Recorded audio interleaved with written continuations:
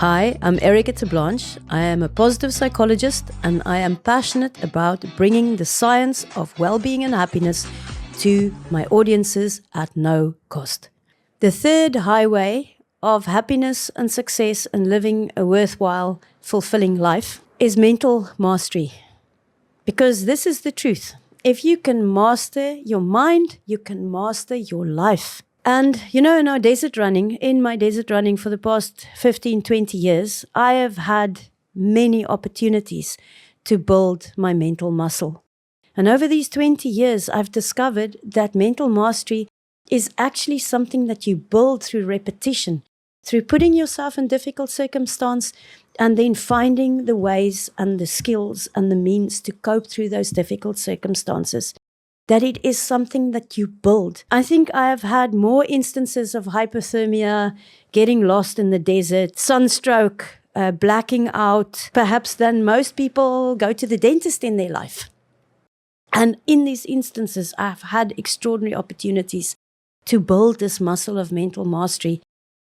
And I didn't really understand how much it had transformed me, how deliberately seeking challenge, how deliberately seeking that far edge of endurance, and then finding myself in difficult places and practicing over and over to get through those.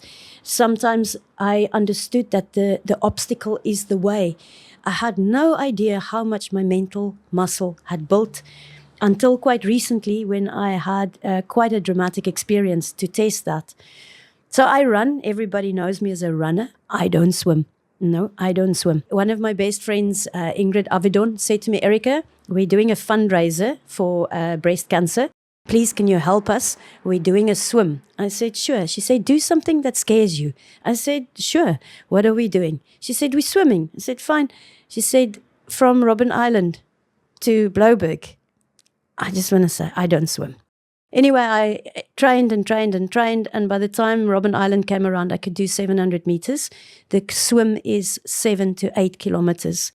And I found myself on that boat in the morning on the way to Robben Island, and then started swimming. And about 2 kilometers in, I thought I was going to die of hypothermia, and then my body got used to it. And then 3 kilometers in, I figured it out. Actually, this was just endurance with the arms, not with the legs. So, okay, now I'm swimming. But then the person that I shared a boat with, so just to give you context, you have one rubber duck for 2 swimmers, because when something goes wrong at sea, it goes wrong so quickly that the 2 people on the boat have to keep their eyes on you 100% of the time, in case you cramp, in case you get hypothermia, in case something really large and hungry comes from the very deep, Lord forbid. So about 3 kilometers in, the captain of the boat tapped me on the shoulder because my co-swimmer had developed hypothermia and it was a medical emergency and they had to get her back to shore immediately. And he said to me, Erika, you've got 2 choices. You can stay or you can come with us.